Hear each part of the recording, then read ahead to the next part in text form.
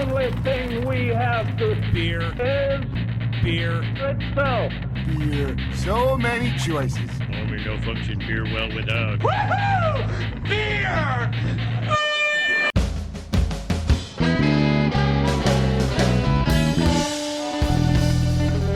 Hello and welcome to another episode of Beer Busters, where we're going to bring you the news and reviews of some wonderful brews. My name is Dan Baker, as always, joined by my co-host and brewologist, Steph Huffner. and our from entertainer, Wayne Baker. Did you like how I was almost doing a Shatner thing right there? And as always, brought to you. Really? Of course, I had to break into. Anyway, we're out and about on location somewhere. I'm very excited to be for several reasons because I've heard so much good things about where we are now. We are on location at St. Benjamin Brewing Company, which is in the heart of. Is this Kensington that we're considering? It's the heart of North Philly area. South Kensington. Okay. Even though I've lived in Philly for years, I still don't have the neighborhoods down. But anyway, we have with us. Tim Patton. I should have waited for you to swallow the beer first. And we have Christina Burris. Thank you guys so much for inviting us out here tonight. I'm very excited to be here. There's a lot of good beer that we're going to have tonight. I'm looking at the list that we're going to be tasting, and I can't wait. And a lot of them, too. And Yeah, a lot it's a of them. long That's list. it's a good thing I am so close to home, and it's a good thing you guys have your DD with Well, you. we went to Memphis Tap Room to eat before we came here, and I ordered the 3.5% ABV beer. I'm like, I don't care what it is. I want the lowest Yeah, ABV beer. You're gonna I'm need preparing. that throughout the night. Absolutely. Well, because we have so much in front of us, why don't we just get into this?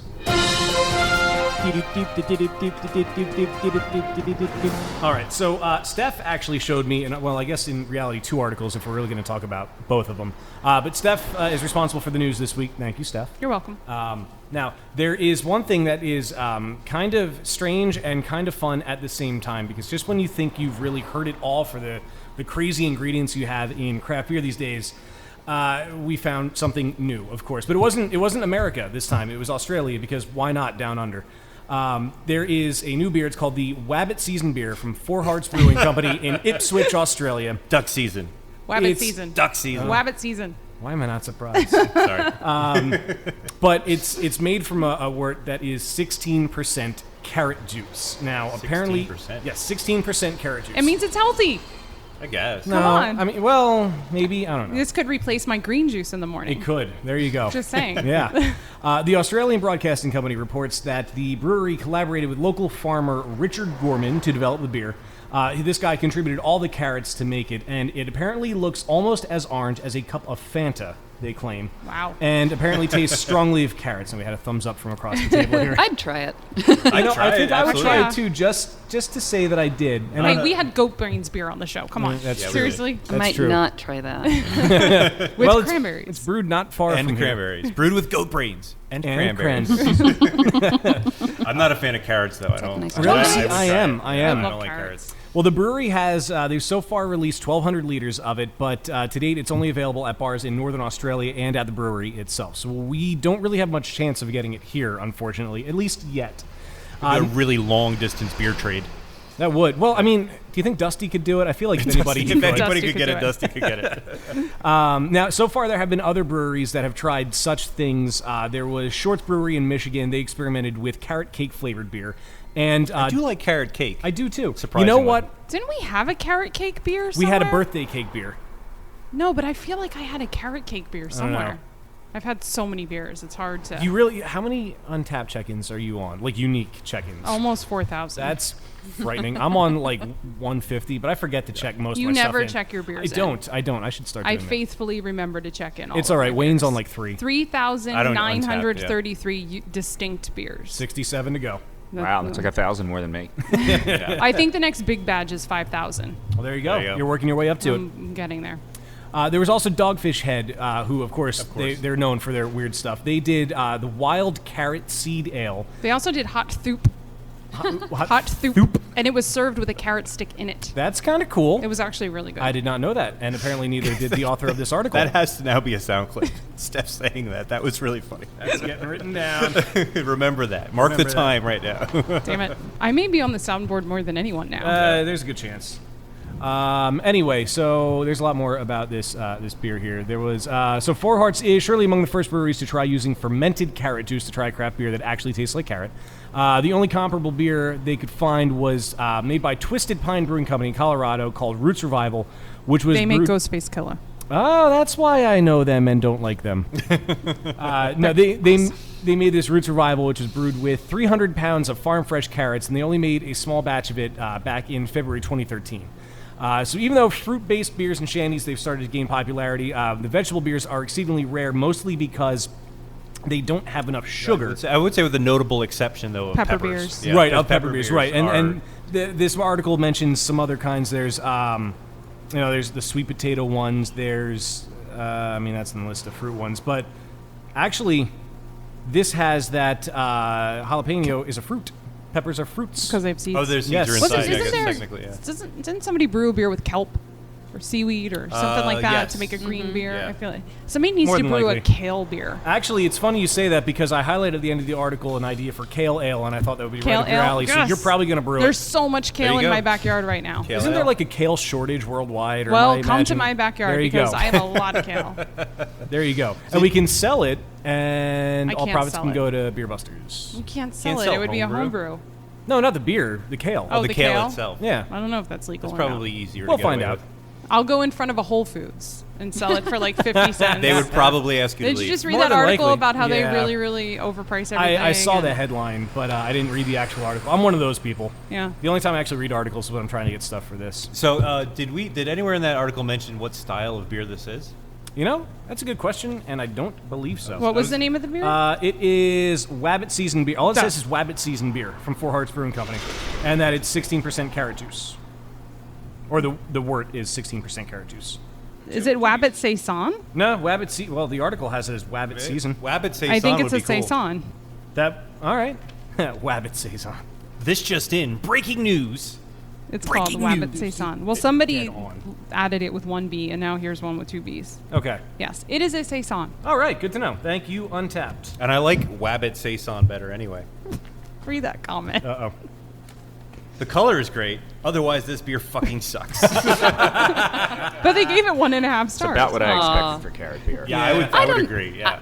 You could do something with it, I think. I don't know. I mean, the problem with all the pepper beers is too many of them taste like celery, carrots, and onions. To actually intentionally put those flavors in is even grosser. One of the great things about carrots is the sweetness, and you'd lose all of that. Yeah. You would lose all of that. I think you would have to have something more than just carrots. Yeah. Or add it to the finished beer. Carrot cream ale. Yeah. Good. Carrot Like, cream add ale. it in there the- you go. Ooh, carrot cream ale. Like All add it right. in the secondary. Yeah. Maybe you'd save some of the sweetness. Yeah. I kind of had a tomato water beer in the back of my head for a while. I haven't Didn't mentioned it to Dogfish Tim Head yet. do a tomato beer on their, Did they? their show with some New Right. Zealand where they like Probably. roasted them? Yeah, I think they did Wouldn't something with surprise me. tomatoes. I was yeah. thinking more of a sour, but anyway. Tomato sour. I'd drink it. You're down with it. Everything's Maybe worth a not shot, a a right? carrot Tomatoes. and tomato sour. All Just right. That's call just it crazy salad. talk. Wait. Something about tossed salad. Very There nice. is a beer called Toss My Funky Salad. Oh, that's right. We learned Yeah. that on Libation and Fabrication at We some did, point. Yes. See, I remember things. Yeah. There were some other articles. I didn't want to get into the whole thing, but some honorable mentions. So, like I said, I only read headlines when I'm on the internet. So, Victory is now being distributed in Ireland, Sweet. which is cool. You know what? To be totally honest, I clicked on the link. It didn't really have an article, but it had a picture of a couple of beers. None of which I remember off the top of my head, but it wasn't the full lineup. Only a few are available over there. But this area is now international, which is fun. The other thing that I feel like we'll be able to talk a little bit more about, Steph posted an article on our social media recently about Sam Adams may soon be kicked out of the Craft Beer Club because of a new bill that is introduced. Was it an Oregon senator? Yes. What was his name? Ron Wyden, That a guy. Democrat from Oregon. The All right. Craft Beer Modernization and Tax Reform Act. Yes, which is, I guess, a legal categorization for the purpose of taxing, Right. which also has the effect of kicking Sam Adams out of the Cool Kids Club. Yeah. Because, as we know, the Brewers Association, who previously was the authority on who was a craft brewer and who was not, has raised their cap For Sam Adams. for Sam Yeah. Adams and recently changed their recipe requirements or the Yeah. process requirements, which allowed Yingling to be considered craft. Yep. Corn. Yeah, it was Not a fan. We're getting some disapproval from the corner of the room. But, This act will greatly benefit breweries that produce 60,000 barrels or less. It was they're cutting the tax pretty drastically. Correct. It was what $18 and now per barrel. Now it's $3.50.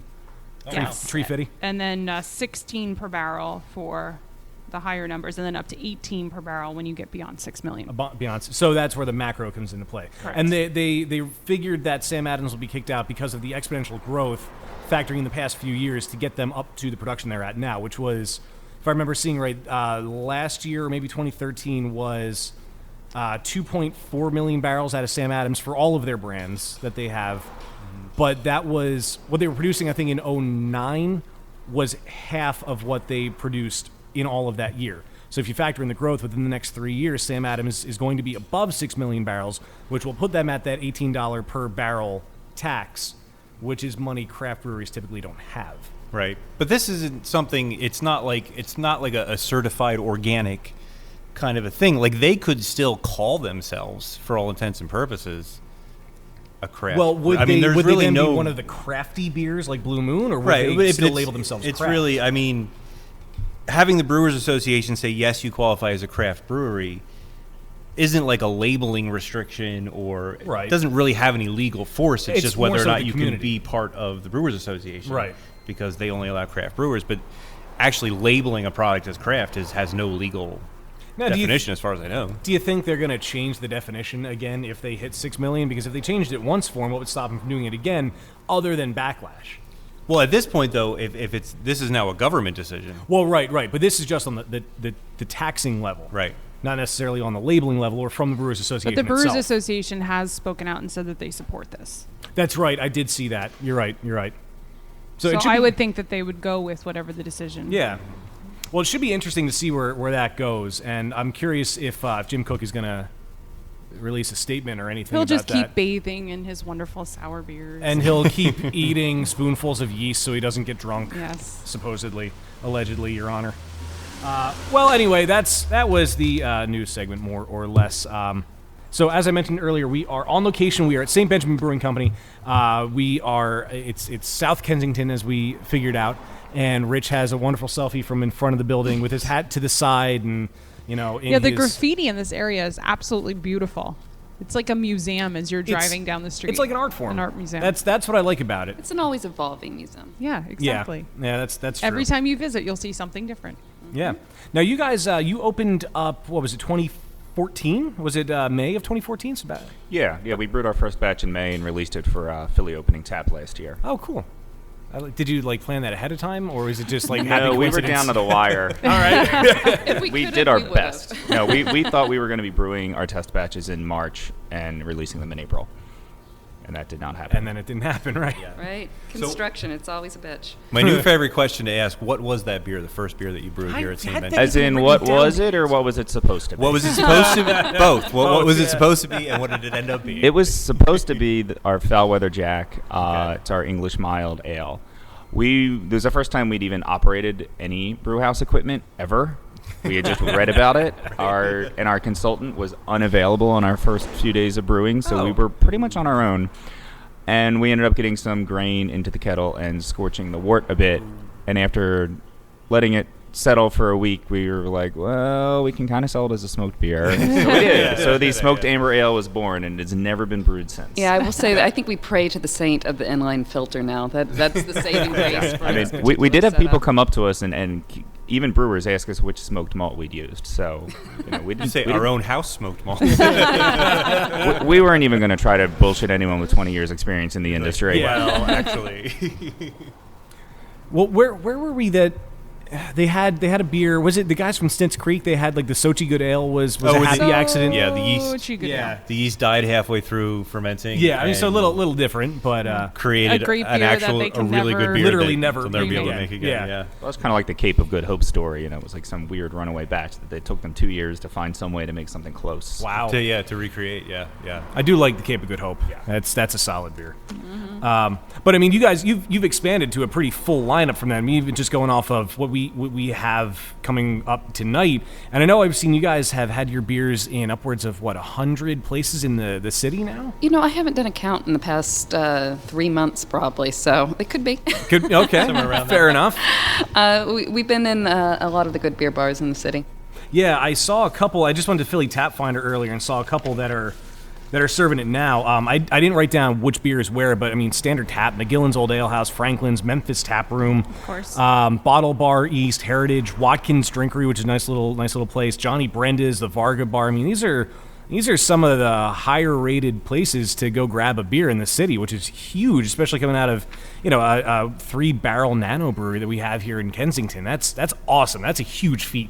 Thank you. We're pretty proud of it. Yeah, we were trying to target the bars that we loved. We wanted Good. to, and have the people that go out and the movers and shakers in the beer world kind of have our beer. We didn't want to just go hit up every sports bar in the area or anything like that. Yeah, and most of the sports bars too, they don't really serve the craft beer or it's mostly your BMCs. And when we opened, it was really just Tim and I up until November. So that was 6 months of us doing all the brewing, all the paperwork, all the sales, and reaching out to those accounts. So I'm Wow. particularly proud of it. Now there's 5 of us. Okay, so Counting more us. people. That's, yeah, That's a good thing. yeah. You a get little more time to reach out. Yeah, exactly. A little more TLC to those accounts then too. So talk about the brewery a little bit here. It's a 3-barrel nano brewery. Was it the plan to start that small, and do you intend to stay small for a while?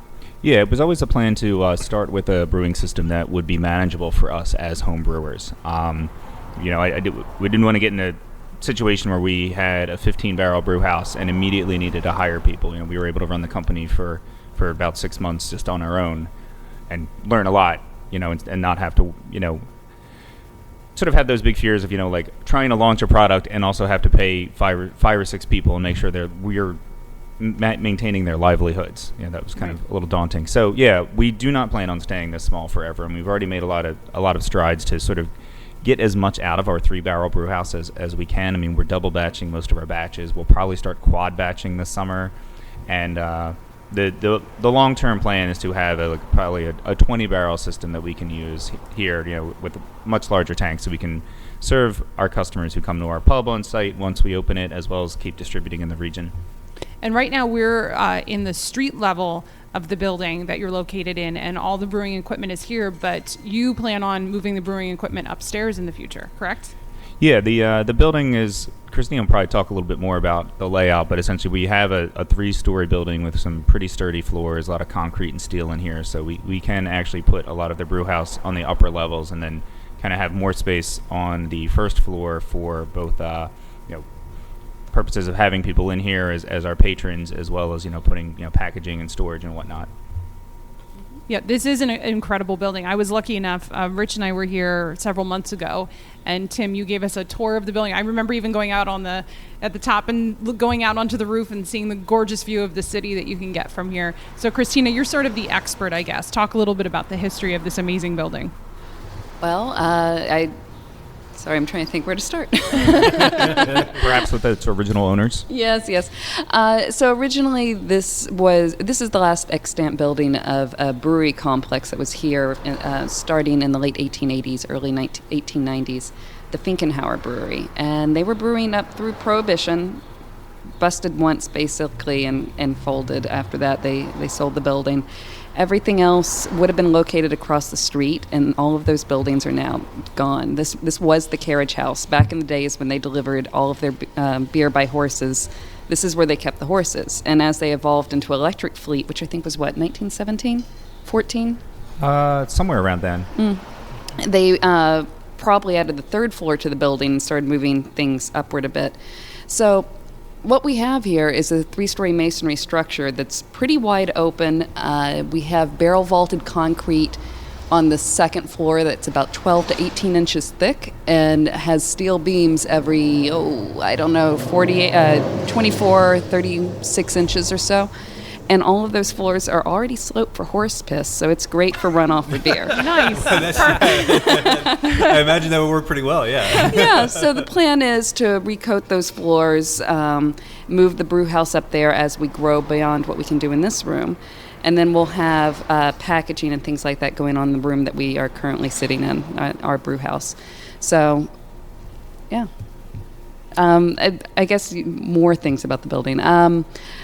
My previous career was architectural conservator, so I specialized in the material science side of historic preservation. So before Tim and I got involved as business partners, I came here as his friend and looked at the building and was absolutely jealous. It was this beautiful structure that was dry, and I was trying to find a home for another brewery project and having a very difficult time finding a good, solid, dry building. It had great bones. We had to upgrade the utilities a lot, but I did the paint analysis and the mortar analysis on the building, so when we did the facade work, the doors on the second and third floor are probably the original doors, and the colors that they've been painted now are matched to what was probably the original colors. We rebuilt the masonry on the first floor to match the historic photos dating back to the 1890s. It was either late 1880s or 1890s, I can't remember. So the door that we've just put in was matching those photographs. That's pretty awesome. And that will be the entrance to the brew pub that will hopefully, if all things go according to schedule, which I'm loath to say in construction, be open just before the CBC visit sometime in March, possibly as late as next June. Yeah, but I mean, one of the reasons that we picked this building is, when I think of like what I think of as an awesome looking brewery building, you think of this old world brick vibe, something like what Brooklyn's in or what Philadelphia Brewing Company's in, and this, just sort of popped up at exactly the right time, and we want people to, see that and see this beautiful old architecture instead of just going to a building that's cinder block or corrugated steel, which is, what you get with new construction. Yeah, when you stand outside here and look at the building, you can picture the horses and the carriages bringing the beer back in the earliest days of when this would have been a brewery. So is that sort of that historical side of brewing and the building in Philadelphia part of something you want to integrate into the brand? Because I know it kind of ties into where the name came from. It is part of our philosophy. I mean, we really like to take old world styles and rework them for the modern palate. I love that. How would you add to that, Tim? Yeah, I mean, I guess also just sort of taking the old and making it new again, and sort of celebrating the great history of this city and this neighborhood. The industrial past, the brewing past that we have here. So I know Saint Benjamin refers to Benjamin Franklin. That was a little bit of a tongue-in-cheek thing. Where I originally wanted to start a much smaller nano brewery, probably a one-barrel nano brewery, was in my house, which was a former carriage house for a fire company in Fishtown. Oh, wow. That didn't work out, but I'd had the name at that point. And Benjamin Franklin, besides his many other accomplishments, did start the fire companies in Philadelphia, and he was a home brewer. The Saint part it's a little tongue-in-cheek, obviously based on the experience of his life, and also kind of a reference to the Belgian Trappist breweries that I'm a huge fan of. I like it. I mean, the first episode that we did that we don't really like to mention too much. The 26-minute episode. Yeah, the 26-minute episode where we were scared out of our 20 minds. years ago? Yeah, exactly. We used to end the show with quotes about beer. And the very first one, and I know I had to, is beer is proof that God loves us and wants us to be happy. Even though the rumor is he didn't I actually say know, it. Yeah, but he gets credited with it, which is why I felt appropriate with it. We've sort of tried to keep our distance from that quote. It is inaccurate. He was actually talking about wine, and it's a slightly longer quote. And the other one, I feel that there's a more secular quote that really sums up our philosophy here, and that is, there can be no good living where there is not good drinking. Nice. I like that. I like that a lot better. Yeah. I like that. It's more inclusive of everyone. Yeah, Yeah. this is very absolutely. true. So now talk a little bit about your philosophy. Now that you have had this business and you're brewing and you have a staff, now talk about your philosophy on business and beer and the culture here in Philadelphia.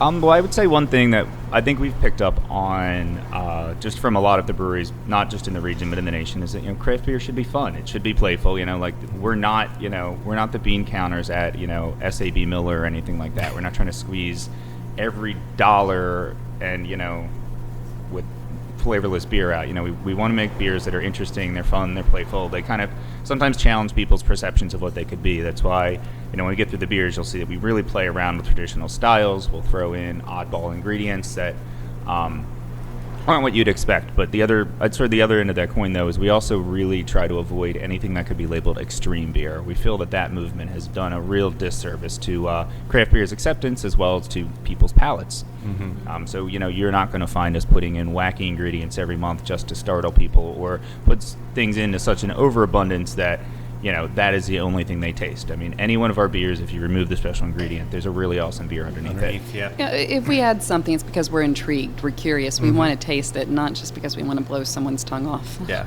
Well, and I found that those kind of wacky, crazy, gimmicky beers that highlight one ingredient, and the beer's really just a blank page for that one ingredient. Be like, oh, look what's in this beer. You see those in like the news a lot, and you hear about it a lot of like craft brew. Carrot beer? Yeah, like carrot beer, Carrot beer, on yeah. podcasts. People talk about it. But when we a lot of the brewers that we've talked to, especially recently, there has been a lot of focus on traditional styles. Yeah, and getting the style right, And, nailing down the basics. of going it. back to the things that make good beer. And there's a reason people have been making beer, different styles of beer, a certain way for as long as they have, because it works and it's good. And then not trying to throw in, I don't know, cotton candy into the boil or whatever, something crazy like that. But playing around a little bit with ingredients and twists on traditional styles for the sake of making a good beer, not for being crazy. You want to make it just different enough, but not totally different and out there that it leaves the bad mark on it. Because, like you said, those extreme beers, they give the rest of it a bad name. Yeah, I mean, I would say in general, at least one of my philosophies, kind of when I was coming up with beers, it's sort of a very Belgian philosophy. I mean, the Belgians brew all sorts of crazy beers. They use whatever they have available. They're not afraid to experiment. But then what you get is a very smooth, very well-balanced beer at the end of the day, no matter what they put in it. Yeah, no, that's true. That's very true. And I think wax metaphorical for a moment, having the historic brewery, the building itself being resurrected as a new brewery, and taking tradition and adding a modern twist. And you can hire me for your PR department. If you want. Yeah, I think subconsciously it just sort of did end up permeating a lot more of the business than I ever would have expected. Yeah. I don't think I could do anything that didn't have history deeply involved, so... Hey, it's understandable. And a building like this has the history for it, especially for what you guys are doing now. Now, I know you mentioned once you expand and you get the bigger system, the 20-barrel system, you might want to do some packaging. I know you mentioned like where you're going to store all that. So you're looking to, down the road, distribute in bottles or cans? And I wouldn't say that we've actually chosen one or the other yet. It's something that we do debate periodically, but I don't think we have a solid answer. Are you on one side or the other yet? I have a feeling it's probably going to end up just with whatever we can afford at the time. That is a good answer. That's probably the best way to go, yeah. Whatever a brewery is selling a used version of will land here. I love and respect that answer. Yeah, no, 100%. I'm right there with you. love it. I mean, I would say most of what we've purchased, like if the photos are up on the website, we've got about 10 different tanks here, and I think we have 5 different manufacturers because we just buy whatever used stuff we can find. Well, that's why all of these microphones are different microphones. Yeah. That's a good We have point. the same philosophy. Yeah. No, but it's cool. I look forward to. I always find it exciting when a brewery does that because I know you guys are only available in kegs right now and you're distributed throughout the area at good bars. But then the chance to take it home is something that's even better. It gets a little more personal with everybody. And can people come to the brewery now and get beer to take home via growler fills? We do growler fills, 64 and 32 ounces. We try to restrict that to tour days right now just because we don't have enough staff to stop in the middle of a cleaning cycle and Yeah. fill a growler. But if you catch us at the right moment, we might go ahead and fill it. So those tours are typically one Saturday a month between 12 and 4, and that depends on our event schedule for that month. So those will be posted on the website. It's not the same Saturday every month. So I have to ask, you guys seem to have very strong beliefs about beer and about the industry. What impact do you hope to have on the beer industry? It's funny. I don't think we've ever really gone on that grand of a scale in our thoughts. I actually find that a really intriguing question. I had never considered that. I was thinking about the impact on the neighborhood, on the impact on Philadelphia. Well, let's start there. All right, well, I mean, because eventually that will impact. And Sure, and it eventually, grows. within 5 years, that question will be at the forefront of our minds because we'll have made the impact that we wanted to make, and we'll keep growing and evolving and adding staff. So we will be there. That is part of the evolution that we plan, but... I would say, when it comes to sort of the smaller scale where we're at now, we do hope to have a positive impact on this neighborhood. I mean, we're inhabiting what essentially was a vacant building, so there's that. We're going to take it from something that had been just used as a warehouse since the 1940s into something where people actually will be coming here to eat and drink, and people walking on the streets. We're bringing foot traffic and tourism to a neighborhood that people mostly just visit to take pictures of decaying buildings and graffiti. So and we actually also hope that other businesses spring up around us. I mean, I know Standard Tap and Johnny Brenda's had a huge influence on their neighborhoods, and I mean Johnny Brenda's is the whole reason I moved to Fishtown. So, or at least the whole reason I discovered the neighborhood. I should clarify that. So if we become sort of an anchor like that, and then all of a sudden bars and shops and more residents are filling in the vacant land around us, that would be a wonderful impact to have. I guess the other thing is sort of, one is showing people that you can open up a new brewery in Philadelphia, which is a very difficult thing to do, but we're kind of hoping by getting the ears of the right people, maybe we can help make that easier for the next few breweries.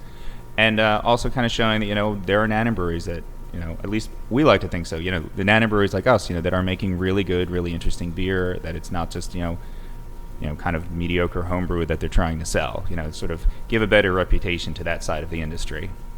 That's a pretty big impact. Yeah, I was even that's awesome. I mean, I know what you're saying about Johnny Brenda's over there in Fishtown. That's huge. I mean, this area, just in the drive up here, you're right, people come for the decaying buildings. It could use the revitalization that you want to bring to it. And that's a huge, admirable thing to go for. And what better way to do it than with good beer?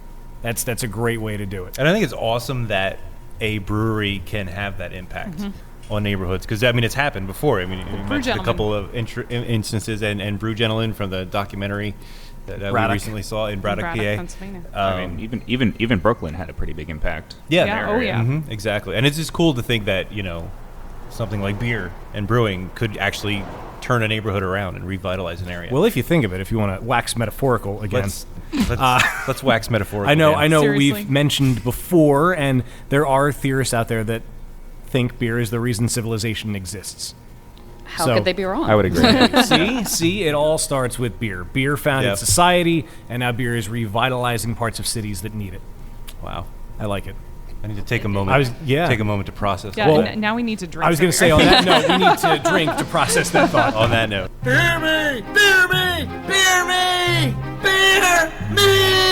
All right, so we're starting off with a beer that I love the name of because, hey, it's Philly, so why not? Wit or Wit Out. Wit or Wit Out. Yeah. Now, for the non-Philly people, do you know what that means? Cheese whiz. The whiz, yeah. I grew up in Texas. No. I didn't have a cheesesteak till I was 25. Oh, that's upsetting. Wow. No, it's onions. Wit or Without onions. Oh, is it the onion? Is it? Yeah, like if you walk up to Pastor Gino's or Jim's, you say one whiz wit. That's whiz and then with I onions. guess I didn't know that. Well then, I'm embarrassed. there you go. We were close. I'm slightly more useful than you think. It was a I'm glad cheesesteak you thought the ingredient. same thing I did, though. I don't feel. Well- 'Cause you're usually the did you know guy. Yeah, well. That's enough I about didn't know that. cheesesteaks, though. We've got a good beer Anyway. in front of us. I love the smell of this beer. It's a nice. It's a wheat beer. Now, is this one of the where did this recipe come from? This is one of Tim's babies. I really like wheat beer. I know there are a lot of people in at least in the craft scene. I don't know how it is among the brewers, but in the craft scene, everyone kind of disses wheat beer. But I love Hefeweizens. I love Belgian Wits, and I've really been working on this recipe for about 5 years through my home brewing and whatnot. I just wanted to make a really amazing classic Belgian wit beer, since you can't always get good ones, and sometimes what's out there it wasn't what I wanted to drink. Yeah, a lot of American craft wheat beers tend to be more on the citrusy side, and that's great, but I do like a really spiced Belgian wit or a very banana and bubblegummy German Hefe, and that's what I really like. So I really appreciate this. This is delicious. Yeah, I mean, I will say this did evolve a bit when it came into the brew house, just because we sort of Most recipes do. yeah. We had some creative ideas with it, with maybe adding just a hint of tartness to it, both through our yeast selection and a little bit of lactic acid, just to. I think it's because it was starting to get really hot in the brew house, and we were thinking of we were like, well, we don't want this to be too malty, because we're not going to want to drink it in the summer. Right, not too thick. It does have a little citrus character to it that I like. But Yeah, it rounds out with a nice sweetness, a nice tartness at the end, which is really good. You don't get a lot to do that. I got a lot of the malty character in the nose. Yeah, I would say a lot of my beers, even the IPA that we'll have later, do tend to be kind of malt based and malt forward. I mean, I think. At least among some of the hopheads, I know they tend to forget that beer is fermented malt, not fermented hops. Right. That's very true. I wonder what fermented hops would taste like. I don't think I want to know. I don't know. I think I could see pairing that with cheese. So there you go. I just don't think I'd drink it. Well, what kind of cheese? Depends Cheese on the whiz. hop. No, cheddar. All right. I take my cheesesteaks without the cheese whiz. All right. Would you drink this with a cheesesteak? Oh, hell yes. All right, good. In fact, I might make a nice cheese sauce with it. Yeah, I guess at some point we'll have to take a growler down to Joe's Steaks in Fishtown and, there you go. and Yeah. see how it goes. Ooh, I don't think I've been to Joe's. This would be a good. Oh, this is, that's my favorite right now. I know where I'm going after here. Yeah. All right. It's right Get a across the street milkshake. from Johnny Brenda's, too. Oh, it's even better. Uh-huh. I love Johnny Brenda's. Who doesn't? That's the problem with Philly. There's so many amazing beer bars. That's like, why you have to live in Philly. You Yeah. can stumble home. And it's an amazing venue, too. Which Yeah. is, This that is was sort of true. actually where I was drawn into Fishtown, was just going to the shows there. Yeah. I guess we're done nerding out, aren't we? Okay. Oh, no, we can always nerd out later, All but right, we should cool. beer. I like that. We should beer. All right. So now that we had the wit or with that, we're on to the Transcontinental, which is another name I like because it reminds me of being transcontinental. Yeah, that was a stupid segue. Anyway, so this beer, it's San Francisco style, but from the late 19th century, which kind of goes back to the history that you guys are trying to incorporate, which is good. I like that. I haven't even taken a sip of the beer yet, but it smells amazing. Ooh, I like the rye. It's almost like there's a little bit of caramel, and Yeah. then boom, there's the There's rye. a spice. Yeah, Yeah, it's really that's nice. nice. Well, really like, nice. the California Common style basically came out of German brewers moving west and their lager yeast morphing to those styles, and because it was to the warmer temperatures. So it's a hybrid between the lager and the ale. And that's how it became a steam ale. Everyone was referring to the newfangled technology at the time, which was a steam engine. Yeah, it's kind of like how in the 1930s, everything's electro this and electro, Picture that. that. Yeah. Yeah, yeah. I really, really, really I do really like like the rye spice, like you mentioned, is really nice. Yeah, this was actually my first original recipe when I came about right around when I was considering opening the brewery. I was sort of actually just flipping through when I think it was like designing great beers or something, and I was like, well, you know, it's like if I'm really going to open a brewery and I need a flagship beer, which this didn't end up being, but if I need a flagship beer, I should do something not everyone's doing. And I was like, well, I've only had a few steam beers, and I'm not even a huge fan of the ones I've had, so let's try to make one better. It's not. Yeah, it's really not a very common style. Kind of unrelated. Is steam beer now trademarked? It I think is. you have to Trademarked call by it a Interesting. California Common. Yeah, since the 90s. Which is Oh, why sure. it's a Okay. California Or common, like right. you said. Yeah, Uh-huh. yeah, Is okay. rye a typical ingredient in a No. Not didn't- that I'd ever seen. I thought that was sort of my idea, was to do something different. We could Yeah. put the rye in and then add some spices to kind of balance it out as well. I like the rye because well, steam beer, whatever. It's not a style that I typically gravitate to, but this I like, and I think it is because of that punch of rye that's in there. You get the steam beer, and then it's like, oh, wow. And you said spices as well. What spices? We used some clove and anise in it. Oh, nice, nice. And it was sort of because clove and anise are sort of like cinnamon. They make you think there's more sweetness than there is. Yeah. There is, yeah. I thought it would balance out the rye. But it It still does. finishes clean, which I love. Yep.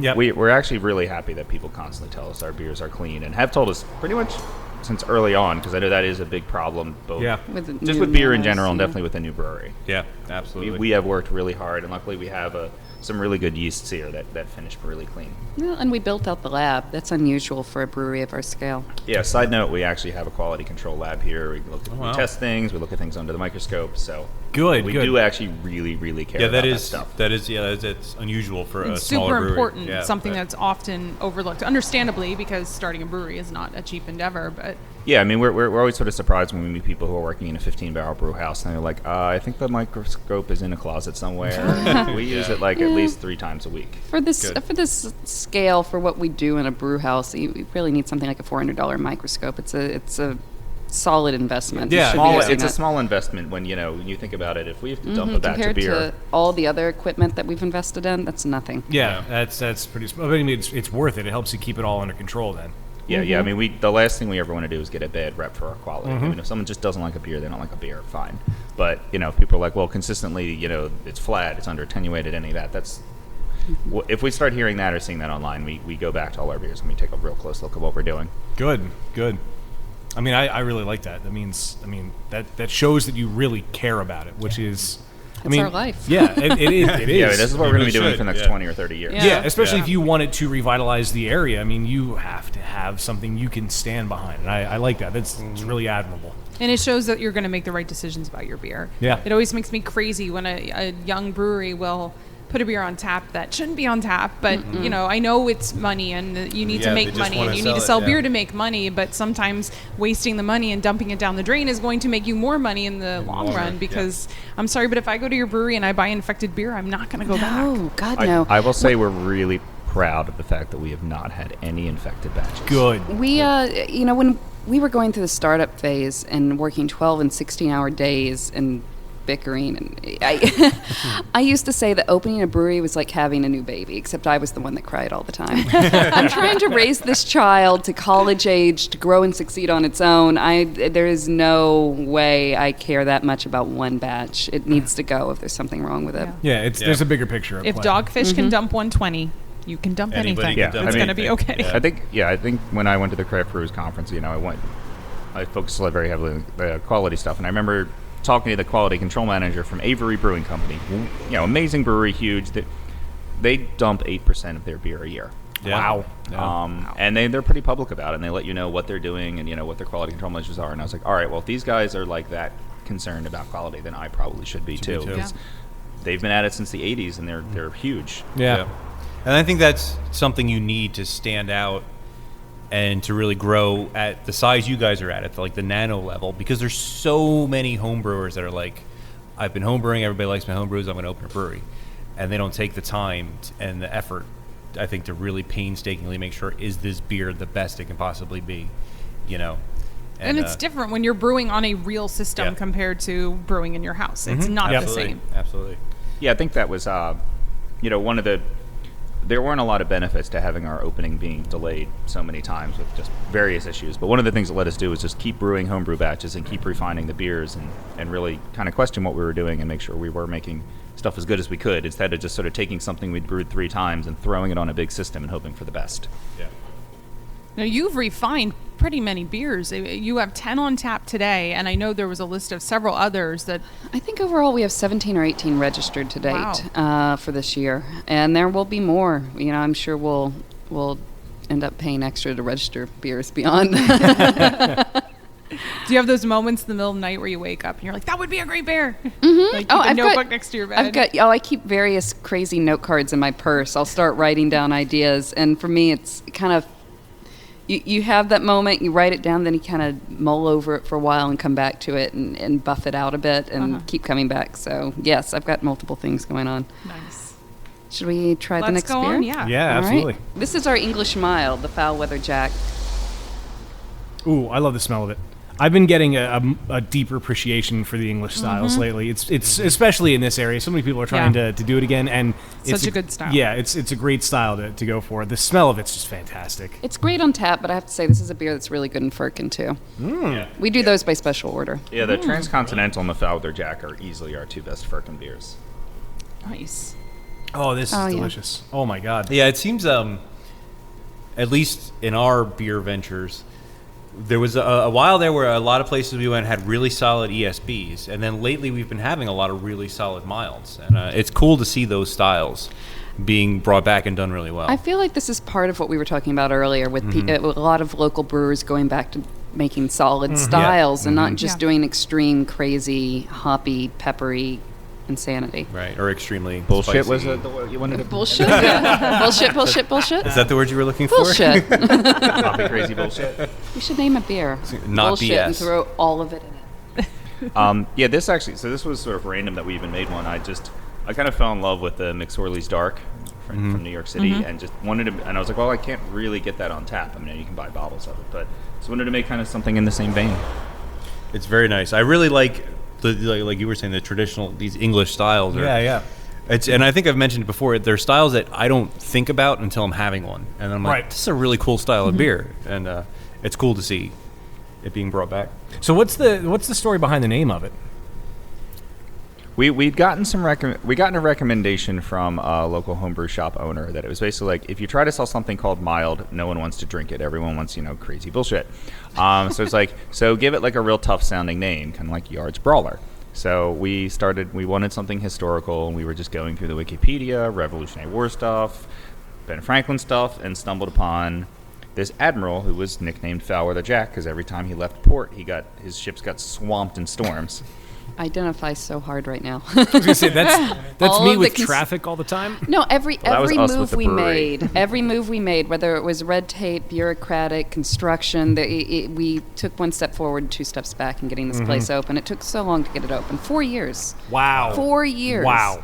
So by the time we named this beer, we were still under construction and still waiting for our TOC. And I think we really identified with Foul Weather Jack. But the gist of it was, this is our tough sounding name for an English mild that which is a style Americans don't respect the name of. Yeah, I think when we named this, I might have actually shaken my fist at the sky. I love it. That should be the label. I was just gonna say that when you bottle or can, that should be on the label. Totally. British Along Admiral with the on a Union ship Jack. with like lightning Yeah, in the background. You need to Yeah. have like a hat, one of those crazy admiral hats, and perfect. Absolutely. Love it. I'm just picturing it. That's awesome. Well, definitely have to be in that woodcut style. too. Well, right. Oh, right. yeah. Yeah, absolutely. And then you can make a big poster size of it to hang in the pub. Someday, I was just in Yards and do love the banners they have Yeah. at PBC too, but we're a ways away. I mean, I have vague label ideas for some of these, but Well, those are the things you need to start sketching and writing down now, because then when it comes time, you'll be like, damn it, I knew I had a really good Yeah, label I idea. cannot draw anything beyond stick figures. Oh, that's a great idea. All our labels can be stick figures. We'll be that. I was brewery. actually hoping it, like, we know a lot of artists, so I was sort of actually hoping like our different labels would be done by different artists we knew. That'd be cool. Oh, So we that's wouldn't awesome. have Yeah. one necessarily cohesive style other than our logo, but we would, Right. depending on what the beer was and what either imagery it evoked or what kind of style of beer, we would handpick which of the people we knew would be best for that beer. I And that's love just it. this vague idea I've had, which may not at all pan out in the future. It's a cool idea. I like that. I like it a lot. Like this beer. Hey, look at that. No, it's really good. It's solid to the style. It is really good. And another thing, and all the beers we've had so far are like really flavorful and really interesting, but also easy drinking. Yep. And clean. They clean up well and they go down smooth. There it is. There it is. And I didn't have to say. I almost threw the pen. I didn't have to say it. Somebody else said it for me. That's Dan's go-to word. Yeah. To describe all Before I beers. knew how to describe beer, it was, oh, this is smooth. Oh, that's smooth. Oh, look at this. This is smooth. Oh my God, that's so smooth. I like how you had managed Those to were get four all different different voices smooths. out of that. I was going to say, I think those are all very different beers. They're very different smooths. It's all in the delivery, the inflection. That's right. So, are we ready for the next beer? I believe Yeah. so. Can I I'm get you to do excited it for this the time, next Tim? Of course you are. I was going to say that. Christina, go to town on this one. Oh, Lavender Saison. It's a liaison. It's an 8% beer. Yeah, it's meant. I'm tasting it, and I feel like this batch is a little different. In general, this has actually become one of our most Ooh. popular beers, even though it's an Whoa. esoteric 8%er. We sell a lot of this. I wouldn't put it anywhere near 8%. No, when it warms up, you get some more peppercorn notes out of the yeast. The lavender floral thing changes and evolves, and that's actually why I'm looking at this one a little askance. I feel like where the lavender is on this batch is a little different than where it typically is. It is And it very, did not taste this way yesterday, and it's the same keg, so it's got to be a That's temperature interesting. thing. Probably, yeah. It is very floral, but not like a hoppy floral, like a flower. Like Yeah, it's literally not. like it's floral, not yeah. usually this floral. No? I feel like if we let this warm up for a minute, we aren't going to see that as much. So that cup the means glasses. Some of the glasses, yeah. That means I probably Go get a shouldn't heat drink it lamp. as fast as I normally Yeah, you do. usually any beer that needs to warm up, Dan is never getting there because he just downs it while Yeah. it's You just keep him away from the bottles of the Thomas Hardy Old Ales. yes, exactly. Yeah, so this was my first homebrew recipe. I really just wanted to play with some new flavors. I've always been a fan of lavender.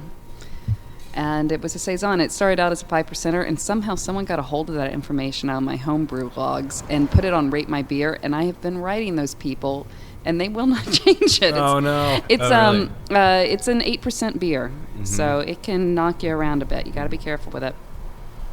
It's really interesting. I really like it. Yeah, this is kind of a love it or hate it beer. Yeah, I mean, we love it. Yeah. it has a solid following. It was meant to be a seasonal, and no one would let us pull it. But there are people that find it a little too floral. I could see that it would come off that Yeah, way. I can see the argument for it, but Oh. I think it's done very, very well. But I love saisons and I love interesting flavors that you don't usually get, and this is definitely a unique beer. Some beers that are brewed with lavender sometimes come off as perfumey or soapy to me. They and can. this is definitely more on the like piney herbal side. I really like it. It gets the essence of it very Yeah. well. Like, you know it's lavender, but it's not like, oh, there's lavender in this. It's, Thank you. oh, It's like, oh, there's in lavender. this. I know I should shut up now, but I'm actually still warming my glass. This is much more lavender than I'm used to seeing in it, and I really think it has to do with the temperature. But I mean, Christina was pretty careful on which lavender. She went through a bunch of Yeah, different ones to I get did. There's this. so many different varieties There out are. there. You have to be very careful to choose a culinary variety, and you have to be very careful to keep the dosage really low, or Yeah. it's going to come out tasting like hand soap. We did a collaboration with Little Babies during Beer Week, and they did a lavender peppercorn ice cream based on this flavor. Oh, Yeah. That sounds good. Unfortunately, I had literally 2 types of flu that day. I didn't get to try it. oh It no. it was both stomach and respiratory flu. There's Oh. no way I was eating ice cream. I thought you were going to say swine and bird. Yeah, I had all the flus. All the animals just kind of. I mean, you should have seen the A time she got menagerie. anthrax. It was a mess.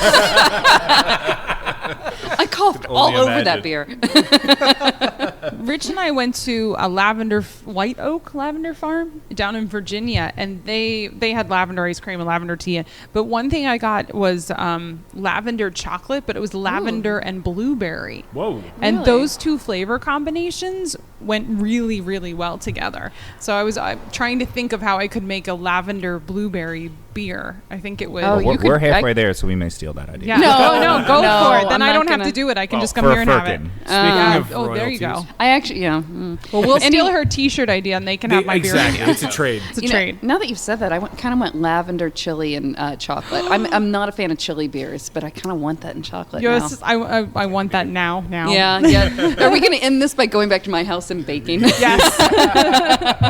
And then turning it into a beer, at least in a firkin. Mine warmed up pretty well. Yeah, the lavender it's sort of a Yeah, little more muted. mine's warmed up now Yeah. too, and you're starting to get more peppercorn More notes. pepper, yeah. Yep. And more malt. And Yeah. more kind of herbal things, and the floralness is receding. Yeah. And it's funny, I hear this from beer geeks all over the city, people who love it, people who hate it. I hear it from people who hate beer who love this. They're wine drinkers, they like this. This is a good crossover beer. But those that hate it, I find out days afterwards, I really wonder what the serving temperature was. Yeah. And that's me being an uber geek. Yeah.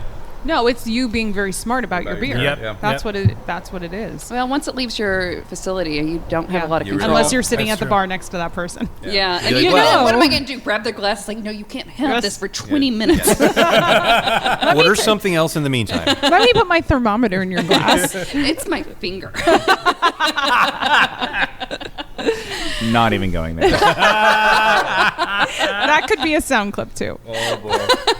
It's my finger. See what I got out of that? Not the finger part. Your mom might like this. Oh, really? It's for the one, not the finger, not the finger, not the. Oh no, you'd need to edit those clips together. Yeah, absolutely. And I think that's our episode title. Your mom might like this. It's my finger. No, that's not the title. Just your mom. No, she might. Yeah, her mom is a wine drinker who doesn't like beer. Anytime we hand her beer, oh, it tastes like no. beer. No, she's coming around. Oh no, you know what? She's like, I need to start drinking beer because beer is cheaper than wine. And you know what she drinks now? Cascade Blackberry. Really? She chooses the beers that are more expensive than wine. She has really good taste. But anyway, love you, Mom. Ooh yeah. Ooh yeah, that's yeah. the first thought of this next beer is ooh yeah. Oh yeah. I had this at Oh, yeah. Bottle Bar East. Sorry. Oh That's where I first had Oh. this. yeah, that smells fantastic. It is so weird Oh, to see the color of this beer. but to And get smell that that. the smell. pale color and the pale, We get gold. so many questions about that. I didn't realize how many people assume that the color in a coffee stout came from the coffee. It doesn't. It's No, just yeah. traditionally you get coffee Yeah. in a and in a like stout. You're getting it logically, from the roast barley. This- logically, you know that, but it's just weird to get that. No, Yeah, I mean, because I assumed coffee it would is put darken the in beer those when I darker first brewed beers. this at home. yeah. And for those who aren't sitting here looking at our glasses, this is a very light color beer. This will look. It's Straw a Kolsch. color. Yeah. Straw color. Which, by the there way, you go. I I was think about we to give should- SRM numbers. I think we should mention what the Yes. beer is. This is the coffee Kolsch. Coffee with a K. Coffee with a K for you untapped folks. Kolsch with a K for those of you who can't spell. Coffee spelled the German way. Ah, that makes Fair enough. Because a it's lot a more Kolsch, sense. you know. Yeah, that makes sense. No, it smells fantastic. I'm excited to try it. It is delicious. I love coffee. I love that in Germany you don't have to speak German and you can still order a beer and a coffee and they'll know what you're saying. Yeah. Beer, coffee. Coffee. Yeah. Wow. Yeah, German brewers would totally flinch at this. You put what? They have. What? I've gotten looks of death from actual German. Really? yeah. man. Just like, what did you actual do to Coles? recoiling. Like- Well, beer in general. I mean, you're not supposed to put coffee Yeah. in beer, and then you Reinhold did it to a Kabel. German Kolsch. Yeah, I can't No, wait. that's the beauty of it, though. I can't wait till the Craft Brewers Conference is in Philadelphia next year because there will be a lot of actual German brewers, and Oh boy. I kind of want to poll them for their opinion. Not to toot our own horn, but it's light, it's refreshing. This is what Yep. I want to drink in the summer, and it still has that coffee aroma and Yeah. the coffee flavor. Yeah. And people don't know until they put the glass up to their nose. Everyone It's so unexpected. I would everyone never kind imagine of that. jumps and goes, "Whoa!" Yeah. But it It's- works. Yeah, it works so well. That's does. the beauty of it. It's light and crisp and refreshing, and then you get the coffee flavor, and it's not even like an overpowering coffee. It's a really subtle, like, hey, there it is. It's kinda not like coffee. it's not a super deep, rich, bitter coffee. It's more of a lighter, sort of blondish coffee. Yeah, kinda, yeah. I love my coffee, and this is one of Tim's babies. He hates coffee. He's a tea drinker, and so when he told me about this, I literally rolled my eyes. I was like, Yeah, "No, what's no, wrong we're with not that? doing There's that." nothing wrong with that, but just the way she said it, it sounded like a slur. Pejorative. Yeah, Drinker. exactly. Yeah, so I literally rolled my eyes, and I'm really impressed that a non-coffee drinker nailed one of the best coffee beers I think I've ever had. Yeah. Oh yeah. And you Oh, use yeah. local coffee in this, We correct? do. We use Reanimator coffee. It's roasted right here in Kensington, only a couple blocks from the brewery. And they actually worked with me from day one. I started this a little before Christina came on board, but they worked with me from day one on like selecting the roast and the right kind of beans. Like I described what I wanted since I don't drink coffee, and they were like, "Oh, well, we'll do this," and I was like, "Well, just do whatever you need to do, and just I'll take the beans." And and it turned out they were really good at what they do. Yeah. Nice. I almost get hints of berry as well. I get a which is little- why from the coffee. like an undertone kind Yeah. of. A little chocolate, actually, like a milk chocolate. You know, I They- don't get that. No. They definitely. I mean, I know berry comes up a lot with Reanimator because they're into this whole movement of bright coffee, and Yeah. berry and floral aromas come up a lot. It's a good thing. Yeah. I love this beer. This is really good. It's really awesome. I love coffee beers, and I still can't get over it. Like, I understand that it can taste like coffee and look like this. You just don't expect Like, I it. know Yeah, that most coffee beers are stouts but and most of porters. them you're going to and- see because and also people, that's what you expect. Coffee is dark. Yeah, you know? you've been trained to think that way. So This is breaking weird. your brain. Yeah, like my eyes and It's my breaking your brain. palate are kind of And arguing. pleasure in your tongue. Yes. Yes, there it is. Don't forget the finger. Saint Benjamin, we will break your brain and pleasure your tongue. And Don't that's not my finger. Your mom would probably like it. We just did a commercial. Woo! That was easy. That one's on the house, guys. Yeah, there you go. But you get the T-shirt idea. So. Yeah, there you Yeah, go. that's This is very true. love all around. Wow. Well, now that we have a bunch of good beers in us, and Wayne's finishing his, so I got to vamp for a second. Should we play a game? Oh, please. Yes. So we should beer. This isn't we like should, war we should games. game. Shall We we should play game. a game? Would you like to If play Nerf thermonuclear war? guns are involved, that Global would be awesome. thermonuclear war. Global thermonuclear war. Also, Wayne, just for you, the new one. Yeah, that's right. I I feel really like I'm like in a this club music. in Berlin when you play this. Drinking my Where coffee you cold. should- Coffee Kolsch. Yeah, Berliners would be okay with this beer. Yes. We're back to. I'm just enjoying the new Happy Fun Time music. Well, generations from now, some digital archaeologists will disinter this recording from the depths of the electronic landscape that has become humanity's virtual habitat, and stand in awe and/or harsh judgment of our long since past discourse. But we here now embark bravely into the uncertain darkness of the as yet undetermined fate of another edition of Happy Fun Time Games. Today, we engage in a mild variation of the often imitated and rightly venerated continuation of the beer-education of the Beer Buster Nation, that is libation or fabrication. This time, beer or band edition. Yes, there will be, as always, a veritable litany of ludicrous. A veritable litany of ludicrously labeled libations alongside not, as always, some fabulous fabrications, but instead a menu of musical monikers. I will give you a name, and you must decide, is it a beer or is it a band? And we will begin, as always, to my left with Dan. And our first name up in today's game is Black Pimpin' Jesus. Ooh. Is that a beer or a band? That's a beer. That's got to be a beer. Dan is saying that is a beer. Tim, what do you think? Beer. Tim is also saying a beer. Christina? Beer. Beer. Alrighty. And finally, Steph? Beer. Steph is also saying beer. Everybody says beer. Everybody is wrong. Oh, come on. Come on, yeah, no way. Okay, we have our next stout name. BPJ, or Black Pimpin' Jesus, is a Johannesburg-based rock band. Of course. Influenced by desert rock bands like Eagles of Death Metal and Queens of the Stone Age. You know, I like both of those bands. And others of something of somethings. BPJ is a groovy blend of high voltage Peanut rock butter and jelly. roll infused with one hell of an energetic live show and rounded off with some insane shreddage. And their vocalist also sounds a little bit like Beck, because in due diligence, Really? I did listen to some of their music and Beck is researching Beck has a new song out that's really good. today's game. Everybody wrong on that one. That was a band, not a beer. The next one, Tim's going to go first on this one, and this one is Liquid Jelly Monkey Love. Is that a beer or a band? Now I'm nervous. Now I'm not so sure. Now I'm really curious about this jelly. I'm gonna go with band. You're going to go with band. All right, Christina, what do you think? I'm going to go with beer. You're going to go with beer. Steph? Beer. Steph is also going to go with beer. And finally, Dan? Can you say it one more time? It is Liquid Jelly Monkey Love. Liquid Jelly Monkey Love. Liquid Jelly Monkey Love. It has sort of a rhythm to it. Wait a minute. It's got a Don't rhythm go to leading. it. Are you leading the witness? Therefore, I'm going to say band. Therefore, you're going to say band, and you are correct. Damn it.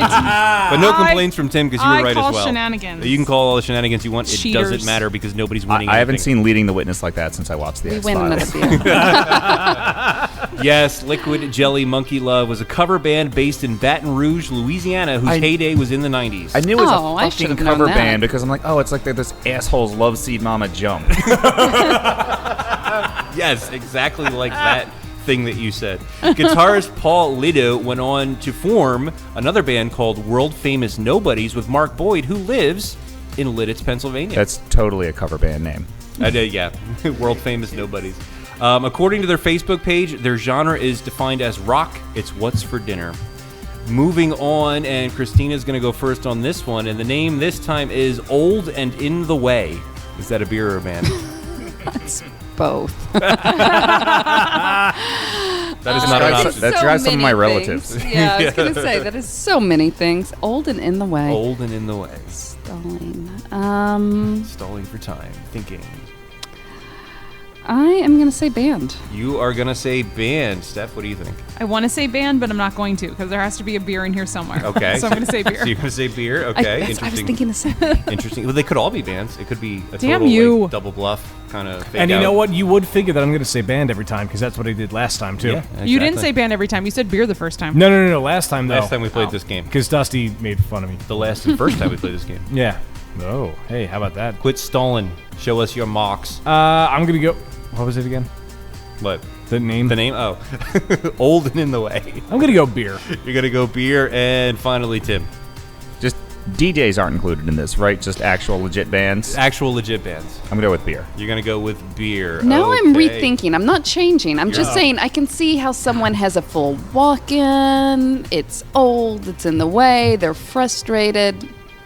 You're wrong. If you were allowed to change your mind, it No. would have been a good idea.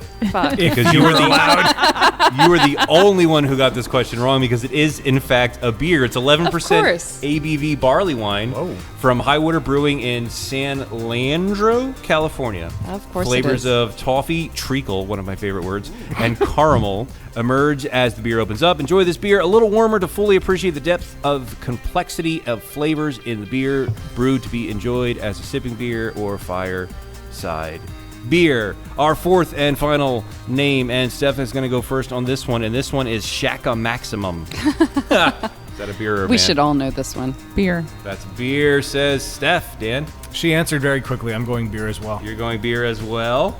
Wait, Tim? there's even any question? What's your answer?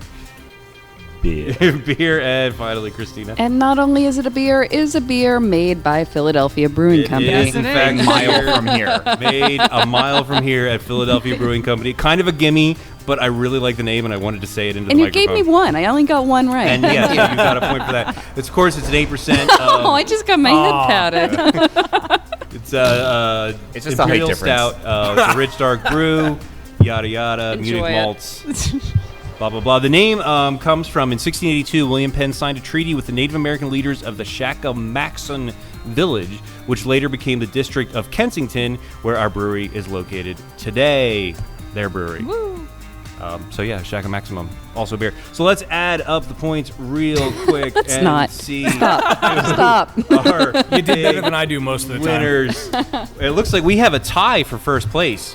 Uh-oh. Tied for first place with 3 points apiece. Does this are mean there's going to be like a throwdown death match? Tim? Oh, No, no, we're not gonna have the Thunderdome, are we? we're not gonna have the Thunderdome. We have Tim and surprisingly Dan tied Whoa. for first place. There is no tiebreaker. This is what we call a German sparkle party. Oh, Coming in second place. you're going home messy. Steph is in second with 2 points, and Christina, Writing that unfortunately, down too. at the bottom with only 1 point. Wow, I'm highly quotable. I like this. I think all of these you said. We have titles for like the next 10 episodes. Yeah, right. Actually, if I can pick ours out of that, I would like us to be the "You're going home messy." All right. Done. All right. Well, I suppose we should be a little more educational, shouldn't we then, Steph? Sure. All right. No. Your beers. No. Know your beers. Give me all the cream. And Steph. So in this installment of Know Your Beer, we're going to discuss the cream ale. Cream ale. Cream ales spawned from the American light lager style. They are brewed as an ale, though sometimes are finished with a lager yeast or lager beer mixed in. Adjuncts such as corn or rice are used to lighten the body, sometimes, but it's not uncommon for small craft brewers to brew an all-malt cream ale. Cream ales are sparkling or present-use ales that existed in the 1800s and survived Prohibition, an ale version of the American lager style. They were produced by ale brewers to compete with the larger brewers in Canada and the Northeast, Mid-Atlantic, and Midwest states. Originally known as sparkling or present-use ales, lager strains were and sometimes still are used by some brewers, but were not historically mixed with ale strains. Many examples are krausened to achieve carbonation. Cold conditioning isn't traditional, although modern brewers sometimes use it. American ingredients most commonly used to make cream ales are grain bill of 6-row malt or a combination of 6-row and Northern American 2-row. Adjuncts can include up to 20% corn in the mash and up to 20% glucose or other sugars in the boil. Any variety of hops can be used for bittering and finishing. Cream ales are clean, well attenuated, flavorful American lawnmower beers, easily drinkable and refreshing, with more character than typical American lagers. The aroma of a cream ale is typically subtle, with low malt notes and a sweet corn-like aroma, floral, spicy, or herbal. The appearance is pale straw to moderate gold color, with low to medium head and high carbonation, usually brilliant and sparkling clarity. The flavor has very low hop bitterness and low to moderate maltiness and sweetness. Neither the malts nor the hops typically dominate the palate. A low to moderate corny flavor is commonly found. The finish can vary from somewhat dry to a little bit sweet. The mouthfeel is generally light and crisp, smooth, and thirst-quenching. Commercial examples, of course, Genesee Cream Ale, Little King's Cream Ale, New Glarus Spotted Cow, Old Style, Sleeman Cream Ale, and a new take on the cream ale style here at St. Benjamin Brewing Company is Inca, which is an India cream ale. So talk about this hybrid on this cream ale style. So I originally just brewed a straight up classic cream ale as a joke, because I didn't think it would turn out that well, and it ended up going over rather well among my friends. So it was just, straight up 6-row, corn and sugar in it. And then, we use the classic American hop, the cluster hop, which after a lot of searching works amazing in the beer. When we first brewed it here, we changed some of our hopping techniques. This was, again, sort of in the first 10 batches. Way over hopped the beer. It was super bitter. And we were like, well, do we dump this or can we sell this? And I were like, I was just gonna say, this is one of those happy accidents. It was. So we're like, ah, fuck it, let's dry hop it and see what Yeah. happens. We're like, so then we grabbed some other hops from our walk in, and we're like, well, let's just throw a lot of hops in and see what turns out. So yeah, this was an interesting case of like upscaling. We still have the recipe for the original cream ale that maybe at our pub we'll brew someday, but then this is sort of taken on a life of its own. Right. I mean, like I said, this was a happy accident. It was going to be a one-off because of us adjusting to the new equipment, and people love it. I just got it. Inca, India Cream Ale. Yeah, Sorry. it's an acronym. But no one would let us stop brewing it. It's become something bordering on a flagship. And yes, India Cream Ale is an acronym. It's an allusion to the fact that there is corn in it, and it's, referencing the IPA layers. acronym. We are deep here at St. Benjamin. Deep, I tell I mean, you. there are times. I mean, sometimes our names are really silly. Other times we get really meta. So Dan, So yes, I think we should.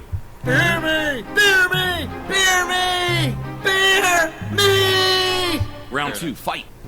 So this is the Inca, which is an acronym. It is. We have at recently you. discovered that. So we used to have it spelled acronym-like, and we just decided to just change it because it confuse got really people. complicated. Full thickies like Can I have me. the INCA? Exactly. Yeah, we were getting too much of that, and I'm like, no, it's the Inca. Inca, yeah. So now, it's kind of like I wonder what happened to the Oneaters, Yeah. Well, that's like when we went to Naked Brewing, they had a beer called Jalapeno Business. Oh God. Right, and I which I had loved, of course. I had only read it, like seen it written down, and we got there, and I was like, oh, jalapeno. Oh, I just got that. So I'm a little slow with things like that. I sometimes. actually just got it after the third repetition. see, it's yeah.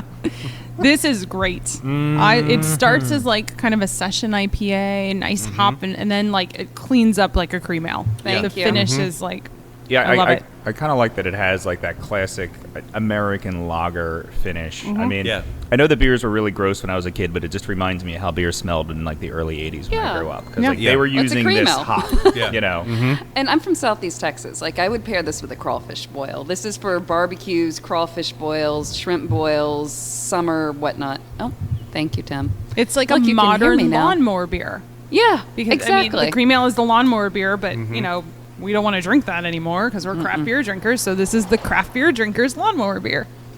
It's delicious. I think the way I put it in our pairings recently is that it goes well with crawfish and baseball games. It's There you I go. like that. That makes I sense. love it. yeah. I would much rather drink this than Miller Lite outside of the God. Phillies. Is that like damning with faint praise, or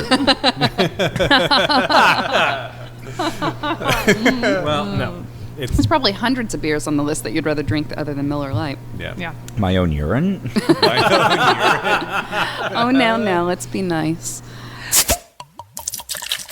We do about 6 or 7 year-round beers, and right now we're doing 2 series beers. What we're about to try is the Troubleshooter, and that was basically a series of pale ales that we wanted to use the new equipment. Since we moved into this facility, not only did we get a new brew house and need to play with new methods there, we ended up adding a hop torpedo at Grant, various things, and we wanted to play with different methods, looking for different things. So the Troubleshooter series was to fill that out. We're actually about to phase this one out. It was the first 6 Troubleshooters were all in. What's the word I'm looking for? It was all in the vein of needing to nail down the hopligation, or IPA. And but that is done now, so we're phasing out the Troubleshooter for the IPA, but it may come back again when we have other things that we need to learn. It's like Batman. He'll come when needed. You have a hot It may light? not be the beer you want, but it's the beer you need. Yeah, we'll have to develop a sign, something that we can flash in the sky. Nice. So that's one. One of the series that we are not trying today is our Saison series, Saison du Jour. And that is probably where we're at our most experimental. We give everyone in the brew house staff a chance to rotate and try new things with the Saison du Jour. We've done the rye Saison. I have a curry Saison that will probably come out in the fall. I know. I'm still. That's one of the note cards in my purse that I'm still ironing out in my head. and I'm still working out the tea saison in my head. That could be amazing. Gordon You call Grubb it from Earl Notting Grey, Head. hot. Gordon Grubb from Notting Head has been working with us as a consultant for a while now. He did number 5. It's a hoppy Saison. They rotated. They're all sometimes they're just straightforward, interesting saisons. Sometimes they're hoppy. Sometimes they're crazy like curry. So it's always something different. We rotate out every 3 to 4 weeks. So on to troubleshooter number 6. This is the last one in the series that we have in our hand right now, and it is fairly similar to our obligation, which we're trying next. So you can decide for yourself. Whoa, that's like such a coincidence. It's almost like it was planned that way. I don't know. Someone did some sort of- forward thinking. Organization going on here. What? Who does that? That's why they hired me. Steph, yeah, Steph does that. No, yeah, obviously. Yeah. We don't. So it says there's earthy English hops. What hops did you use in this one? Centennial and East Kent. Yeah, so the idea that we thought this was going to be the IPA, but didn't quite get there. What we wanted was what we call an East Coast IPA. So it tends to be a little more malty. It has not only the citrusy flavors from all the West Coast hops, but we wanted some of the earthy, herbal, spicy flavors from from English style hops. So this was almost there, but we weren't quite ready to put it under the IPA name. So we just put it on as the last part of the series, and then when we get to the next beer, we feel we nailed it. So hopefully you guys agree. Nice. I like this. This is really good. I Yeah, get me the earthiness, almost hints of lemon. It's good. Very drinkable. Would you say it's a subtle hint of lemon? Well, Or is it a no, this is a good hint of This lemon. is a phenomenal hint of lemon.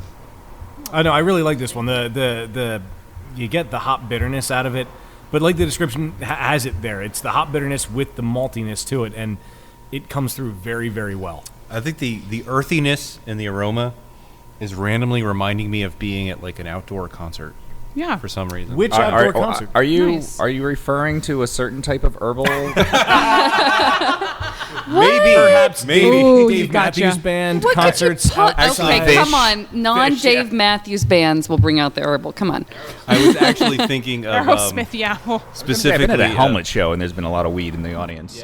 Anyways, I just got up and poured us the Hopligation, All the right. IPA, the Moving next on. one in This the is series. what was ready to be the IPA. So which this is what the IPA was always meant to be: a This- malty, citrusy, earthy East Coast IPA. You and get this the- is a year-round series beer for us. Sorry, go ahead. No, please. Well, you get the citrus in the smell, in the aroma, which just it's so inviting. I didn't realize citrus said "come hither." Come hither. You're not having the right citrus then. Oh boy. Wow. I didn't realize that was their name. It's hoplicated. I love seeing the other. it's complicated. Complicated. I like that. Is Oh, I that when like you're that a lot. dating two IPAs at once? Yes. It's complicated. Is that the Weird Al version of the Avril Lavigne song? It's when you can't tell that you can't go back and tell your single IPA that you really like the double IPA better because you feel you'll be viewed as shallow. And then times in the the fun, middle yeah. of that conversation, you meet a triple IPA and you go, oh. Oh, I didn't know such a Pliny thing the- existed. It's like Pliny the Elder and Pliny the Younger. Yeah. And then you That's then you meet a white Finding the IPA middle and you're like, What happens Pliny when the- you mix The them? three-breasted alien Oh. prostitute. well, and then maybe you meet a white IPA and you're like, well, maybe I like a little bit from both sides. Wow. Just drink them all. Just be honest about it. It's good. I like how you're channeling Hannah there. So the Hopligation is named because neither Tim or I are really hop heads. We felt when we went into the opening this brewery, we really did not want to make any IPAs, and the demand was there. We didn't have a choice, so we felt hopligated. Hence the Hopligation name. I like that. This is Tim's name. I can't take credit. I mean, don't get me wrong. Like, we enjoy IPAs, but we never wanted to be a brewery that was like, oh, we make hoppy IPAs and hoppy saisons and really dry saisons, and And that now is we're it. going to beat you over the head with a bale of hops. Yeah. And we make session double IPAs. Uh-huh. That's confusing. Yeah, so I mean, it took so long to get this brewery open that we were planning it back when hop heads were king, and we wanted to rebel against that. We wanted to fight against it. It's a fight that doesn't need to be fought anymore. It's won. But that's where the name Hopligation comes from. And what are the hops in this? This Quiz. one is Amarillo, Centennial, and Target. thank you. We decided to drop the EKGs because they just weren't doing it for us. Yeah. Yeah, they should be used elsewhere. I like it. I am not usually a malt-forward IPA lover, but I really like this. I don't know. I really like. I love the Ithaca Flower Power. Oh, I love the Flower Power, Hop yeah. Devil. The Ballantine. Yeah, I didn't realize I had a Ballantine. Like, Christina said, "Oh, this kind of tastes like the Ballantine," so I went and had a Ballantine. I was like, "Oh, wow, it does." And I mean, whatever you want to say about Pabst, man, they make an amazing IPA.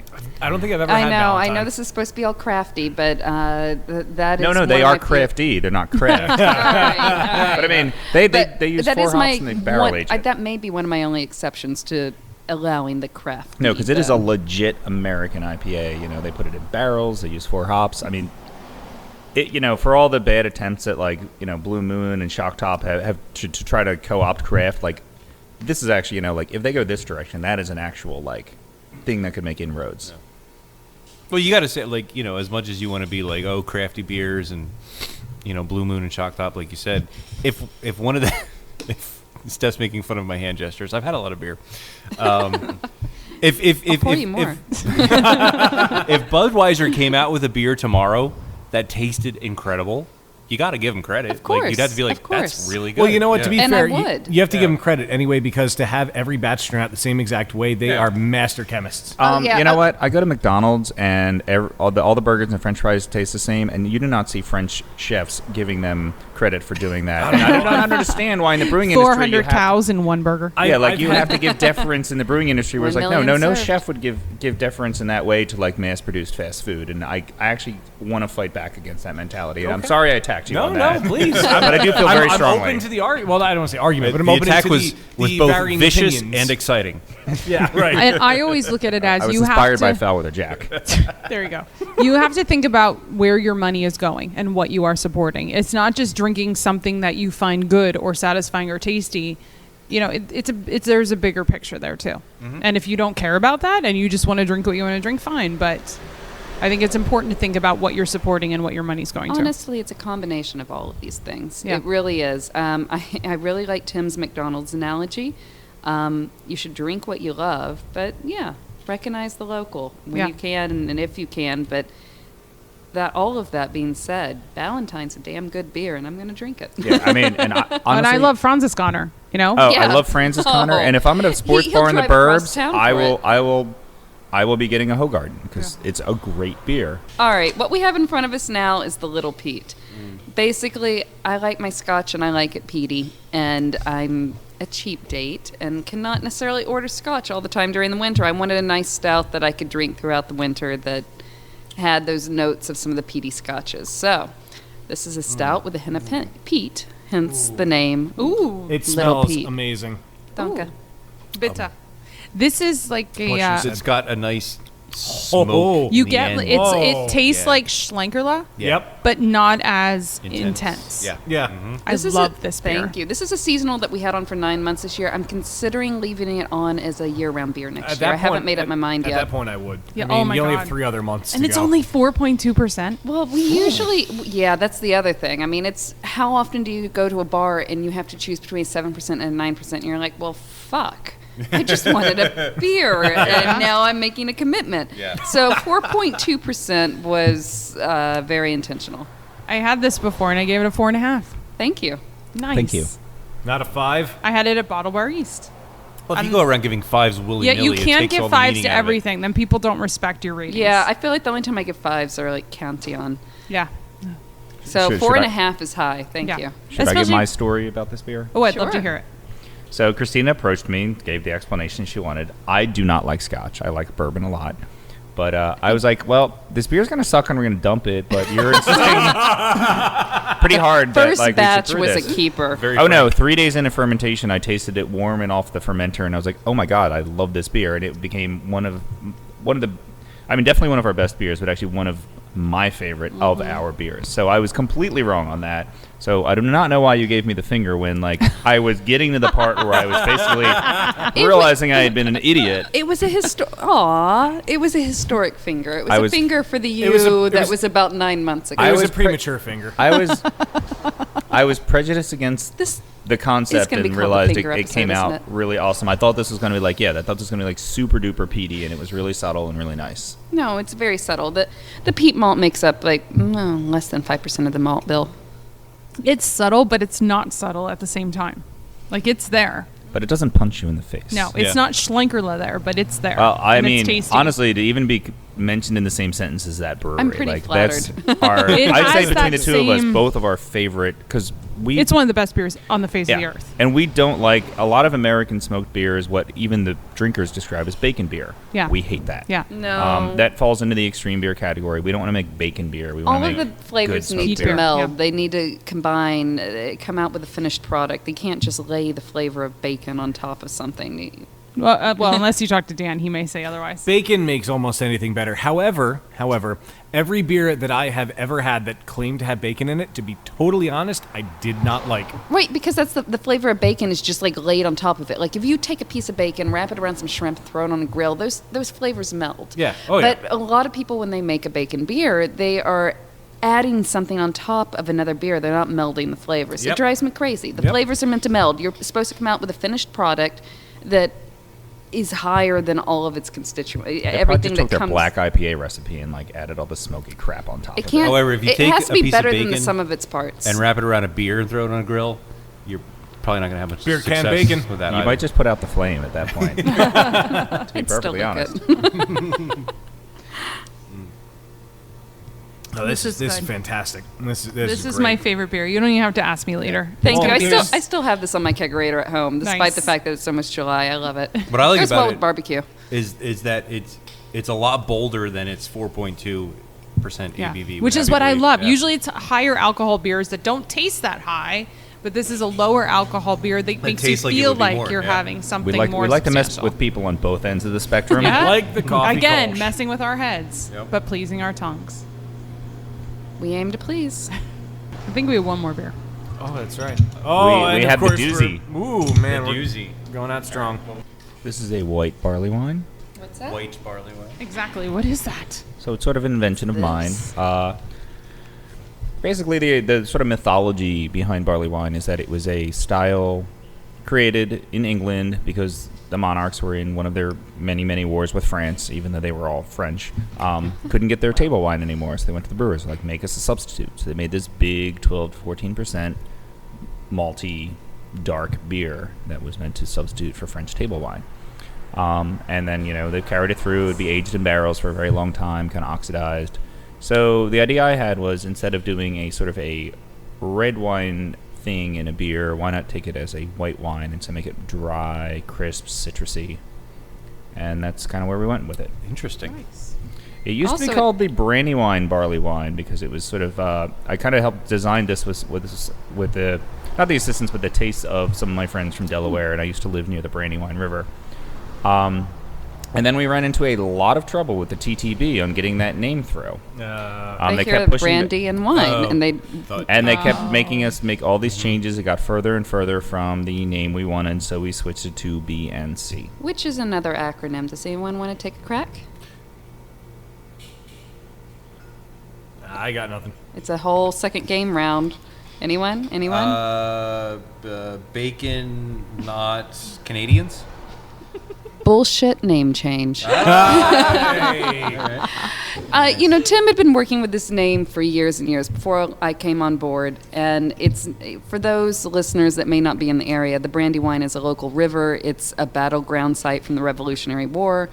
It runs from actually right around where the headwaters. Pale Ale is the headwaters of the Brandywine River, and then it runs through Chester County, into Newcastle County, through the city of Wilmington, and then out into the Christina River. Oh, Christina River. So it is Anyways. Or maybe the Delaware River. I actually forget. It is a low-tech body of water. It is. Yes, you are correct. So, What does that mean again? It means it moves. That's supposed to be a still body? as Lentic. opposed to a pond. Oh, it's still on Untapped as Brandywine. I know. Oh, did we not change that? I kind of create want that it. to remain the unofficial name as another middle finger. You to want the me to check TTB. it in that way? Whatever sure. you want. Or should I create it? So yeah, I mean, we kind of went back and forth. In Pennsylvania, you have to get the TTB to approve those things, and unfortunately, the TTB did not like Brandywine despite the geographical reference. So we had to change it. We didn't have long because we already had the barley wine sitting in our walk-in waiting to go out. So we went with BNC. Bullshit name change. I like that a lot. I do like that a lot. Yeah, we did use a lot of the Nelson Sauvignon hops in this because we did Yeah. want those Sauvignon Blanc Big notes. fan of those hops. They're brilliant. They're absolutely beautiful, and they are so hard to find. I think we almost paid $20 a pound. Oh, we bought homebrew bags of them. Like we couldn't even find we could any. not get our Wow. hands on them. Yeah, we bought The it from wholesale. homebrew But shops online. It's Wow. really what we needed and what we wanted for this, so we did it. This will probably continue to evolve. Like we'll probably tweak it a little bit next year, Yeah. make it a little Every year. paler, maybe a little drier and less malty. For that matter, I mean, I like seasonal beers, but I do not like Christmassy beers. So our seasonal for that time of year is New Year's beer. It's the Bonanie. It's a Belgian strong ale that we'll release every year, and the idea is that it'll be an evolving, growing beer that you drink the old year's batch before you ring out the old New Year, the old year, and the New Year's batch on tap with the New Year coming in. So you have the baby New Year and the old. So we still have several sixtels of the last year's Bonanie that will go out for this year. And the future years, we'll do some bottle condition things for the old Bonanie. But I'm very excited about that. It's kind of about the evolution and the process of how a beer grows. I like the citrus kick that this beer has. Thank you. I will admit, I usually say I'll drink any beer style, but barley wines are usually my least favorite. I usually steer away from them. They're just Honestly, so me too. thick and sweet and just Yeah. too much. Yeah. And I've had enough hangovers to know that I shouldn't be drinking 10.5% beers anymore. Right. But the citrusy part of it kind of lightens it up and makes it more easy drinking. And I actually kind of like this. I hate to admit it.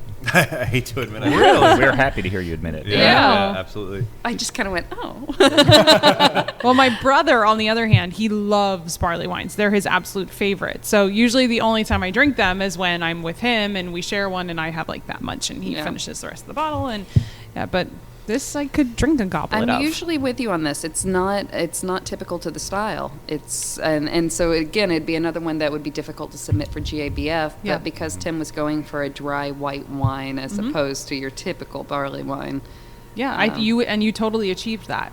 Like you know it's a barley wine, but you know it's not the typical barley wine. It's at the white wine counterpart Yeah. to Yep. a I traditional love white it. wine. I which think- is Why really did no one ever interesting. think of that? I think Yeah, next I year know. we need a Well, little someone did. stronger, a little drier, and a little more Nelson Sauvignon. The funny part was, so I actually had planned. Well, we did, and my plan had been to debut this at a barley wine festival that happens every year at Tattooed Moms. So it's called Split Thy Skull. I think they're on their 18th or 19th year. Wow.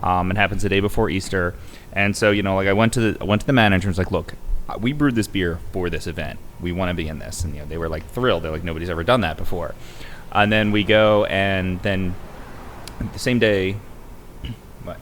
Oh, I thought it was funny. There was another brewery that had the same idea as us, essentially, that made Oh, a yeah? pale. I wasn't going to say anything disparaging. That True Roads Brewing Company shows up the exact same day with what they called a pale barley wine.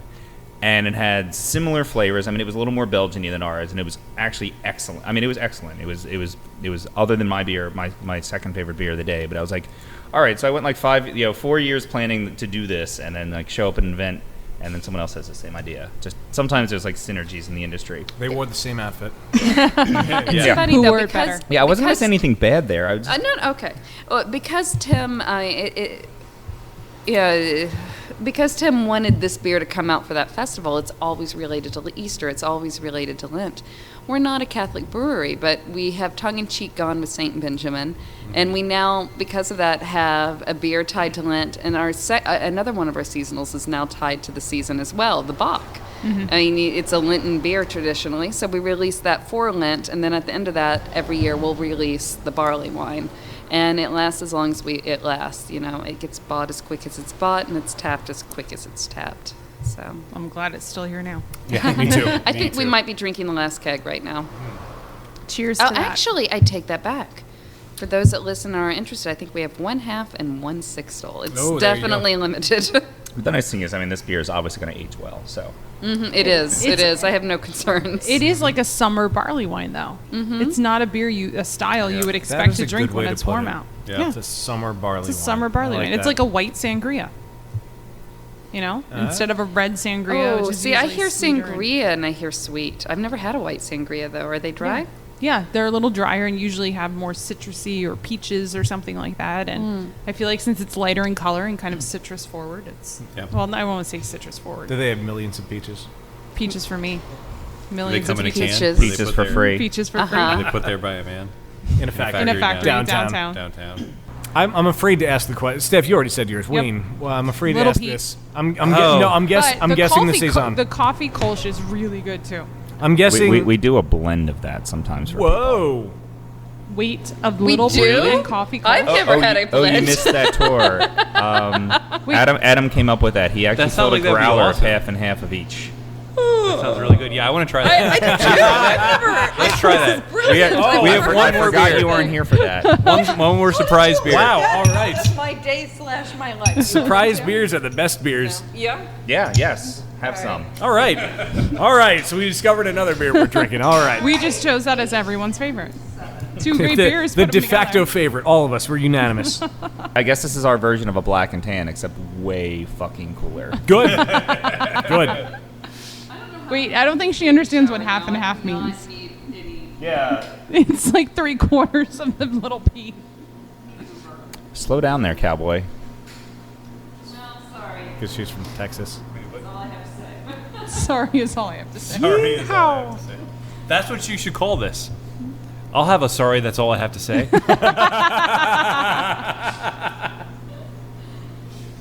I don't know. I kind of prefer I can't hear you over the sound of how awesome I am. That's pretty good too. That's pretty good too. Quote, I am awesome. I am. You're hosing the floor down. You're taking her home, right?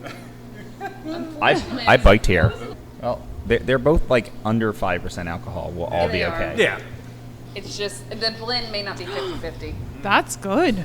Oh, I haven't All right. tried it yet. I like Cheers, that. folks. Cheers. Cheers. Thank Prost. you. We all have things to circle now. This is all, what did we decide we were going to call it? I'm sorry, that's all I have to say. Yes, I think that was. No, I prefer my version. And that's all I What have was to say it? about that. Awesome. Holy. I can't hear you over the sound of how awesome I am. Yes. Which That's I think would also be basically my life. Which I think would be really great if we did that at the brew pub because it's definitely in the vein of like the long-winded and amusing names that Tired Hands uses. I need a Yeah. little more coffee in this. Over the sound of how awesome I am? Is that what you said? Yeah, I can't hear you over the sound of how awesome I am. If you Google that, there's sounds a like really that sounds like a Tired Hands beer. If you Google that, That's you what will I just said. You will probably Just say that if you were listening. I think we are. I think that's actually what we're going to have on our menus in the brew pub is that it'll be a blend of the Coffee Coast and Little Pete, and it will be called I Can't Hear You Over the Sound of How Awesome I Am. By the way, if you Google that, you'll get a No. picture of William Shatner. Yeah, I was about to say, yeah, there's a really great Captain Kirk picture. So these are my two favorite beers. Together in one convenient glass. Together, we are. And they're Captain great Planet together too. Or something. Form of. Voltron. Tampon. I was gonna say a waterfall. Who said tampon? I don't know. Oh, that was taken from Family Guy. Of course it was. Yep. Oh, yeah. Wayne, what was your I don't know, favorite? I'm looking over them trying to figure it out. I really like the Liaison Saison. I knew you would. Really I interesting. knew you would. You were so Yeah. predictable. If the word saison is in But it, when you it's love it. warm, right? Both, actually. Oh, Yeah. I'm impressed. I kind toss of 'em liked around. the evolution of the saison as it went from Yeah. cold to Yeah. warm. I appreciated that. Yeah, because you got the extremes. Yeah. But I do like this. I can't hear you over the sound of how awesome I am. You would say That that, is anyway. officially going on the menu. It's really You would good. say it anyway, regardless of if you had the beer in your What hand. I think I gotta say my favorite was Wit or Without. Thank you. I gotta- That's a I good gotta one. go back That's a to really the good one. beginnings. I'm really Stay happy true and to proud your of that roots. one. Say true to your roots. I like that. I also really want a cheesesteak right now. Right? So, And I how mean, how good would that be not only as a beer on the side, but making a cheese sauce out of that beer? I really want to do that. I feel like you're gonna make it happen. Are Yes. you kidding? I'm going to make it happen. I've got food pairings with all of these things going on in my head that have to happen. Can I be the taste tester when you like have all the food and the pairings and everything? Sure. All right, I'm in. It's recorded. I have. Remind me that it is documented. Could Well, it- and we're coming back and recording once the pub is open too. awesome. Clearly. Yeah. You have no idea how great a design we came up with. Like, I can't wait. I don't doubt that for one. This second. building is amazing. So the Thank you. possibilities are just. I'm telling you, we need to have the third floor is going to be an amazing event space, right? Oh, I gotta see that view you were talking about earlier. Yeah, you don't want to go up there at night. there's not a lot of lighting up there. never at the moment. Oh. The stairs are a little tricky. a little bit. There's stairs. Oh wait, actually the stairs are being rebuilt right now, so Oh, yeah, yeah? we can't. Yeah. Really Oh, so They're- they're like not there probably. They're metal now, but they have no handrails and they aren't. I just remember completely They're a saying, little "Dear rickety God, until please they don't weld let me into fall." the finished welds. What's that? Dear God, please don't let me fall. It's better than it used to be, I think. Yeah. We'll go when the stairs, when it's light out and the Someday. stairs are. Well, it's not like I haven't seen the skyline before Yeah. in Philly. True. You know, living here for 10 But years not and from all. the roof of an awesome brewery in South Kensington. And you could have a really great beer in hand while doing so. So, Sophie's choice. Which of your beers are your favorites? Well, my usual line is, "How can you ask me to pick between my children?" And Well, that's why it's Sophie's Well, choice. Every what's mother exactly- has a favorite. What do you want to know, drink you- right now? what I have in my hand. There you go. All right. But all right, I think right now it's between Little Pete and Wit, the Wit or Wit Out. But you know, tomorrow morning it could be something different. Yeah. Depends on the mood. Yeah, I'll admit I'm pretty all over the map. Like at home, I've got like Troubleshooter Pale Ale and the Coffee Kolsch on, but there are times I really wish I had the Hopligation and the Wit. Yeah. But yeah, I'm actually really enjoying what I'm drinking at the moment. But I will say before I leave, I'm probably gonna have another Hopligation. I think because I'm just like, you know, we're not IPA people, and like the fact that we pulled it off, I'm like, that's pretty cool. As somebody who's not an IPA person, to make an IPA that you enjoy, I feel like that's a feat in and of itself. Well, it was not just that we knew we could make one we enjoyed. We didn't want to make an IPA just to make an IPA and have it be like the same thing everyone else is doing. We wanted to make something unique. And Right.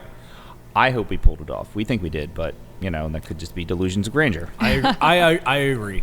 Agree. I agree. He agrees. the beer. For those that didn't hear, he agrees. I concur. Yes. Yes. I yes, do he did. wholeheartedly concur. The word of the day calendar. I concur. I know we kind of, way back when, in the beginning of this episode, alluded to the website with the tours and all. What is that website? That would be stbenjaminbrewing.com. Now, here's the thing.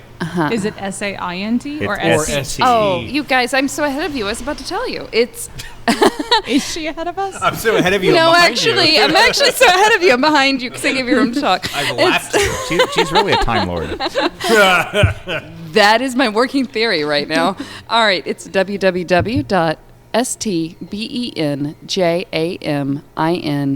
www.stbenjaminbrewing.com. You know what would be really cool if there was an audio equivalent of like the QR codes that you scan? If you could just have like Right? some sort of like It's called a called 28.8 Shazam. modem. I was gonna say, could we no, just but like? one that you could like point a smartphone up to your speaker and it So- would just like take you to the Are land. you, are you telling 28 me that modem. I could belch and that particular sound wave of that belch could do it? It's like the Barney Gumble It would belch. take a lot of And practice. Tim's giving me the sign across the throat now. And We almost finished this. belching will not take you to stbenjaminbrewing.com. no, because you're going Probably to edit not. that out, right? Yes. So if you want to find St. Benjamin on social media, on both Facebook and Twitter, And Twitter. they are St. Benjamin Brew, ST Benjamin Brew. Oh, and on Instagram as well. and on Instagram. Instagram. Oh, I need to follow you guys on Instagram. Thank you. And yeah, check out their website. And right now they're open one Saturday a month. And come and get some beer. And there are food trucks on site, as I've been told by the notes on the paper in front of me. Is that still true? We're doing our best. Okay, fair enough, fair enough. There may or may not be a food truck here. But regardless, there will be awesome beer, and you can have the beer whose name we made up that I forget. I can't hear you over the sound of how awesome I am. How could I forget that? Because there's an awesome Captain Kirk meme. I'm a Right. terrible, I'm a bad nerd. I'm sorry. You're terrible. I'm disappointed. You would not be the first person, let alone the first woman, to tell me that. Turbo. Oh, no, I'm Steph Broker. sad. Well, before, Wayne, you look like you have something to say. Steph broke her pen. I always break my pen. Snap! Look, I don't know one why of the that was worth, I like- followed you on Instagram, and one of the suggested ones is Tired Hands. That makes I sense, mean, actually. I don't mind keeping such good company. No, they're very good They company. make amazing and beer and have funny titles for their beers. Well, unfortunately, that brings us to the end. There's a lot of cars. There's a lot of cars. Hurry, Dan, hurry. of Beer Busters. And Wayne, you're allowed to say one thing, and it's your name, so just wait for your cue. It's been a lot of fun here. We've recorded for almost 3 hours, so you're very close to the record. I'm sure next time we'll have the record. But, guys, thank you so much for having us out here. It was a lot of fun. we agreed. And the beers are fantastic. Just keep up the good work, and I'm excited for the food and beer pairings that I'm apparently the taste tester for, which I can't wait. I'll develop those. I'll get on that. All right, good. Well, I am Dan Baker, as always, joined by my co-host and virologist Steph Hefner. and our from entertainer. This is your cue. Wayne Baker. That's WAYNE. Your mic is Microphone is off. Oh, I gotta hit it again anyway. Damn it. All right. Well. All right. So here's the thing. Hey, fun time. I gotta turn Wayne's mic back on because apparently that was like the universe telling me not to tell you to shut up. Wayne was out nerded tonight. Listen to the outtakes for that because I'm pretty sure a lot of that is going on the outtakes. some epic outtakes. Steph from was tonight. super bored for half of this episode because of the nerdy Bored-ish. outtake. Bored-ish. I'm really sorry. Rich was actually happy to be Rich in the giggled audience a for lot once. tonight. Rich giggled at my expense, which was interesting. Which means it was a good episode. All right, everybody quiet. I've got 15 seconds. So we already went through names. So beerbusterspodcast.com. No squids were harmed in the making of this And episode. no squids were harmed in the making of this episode. Cows were. Finger.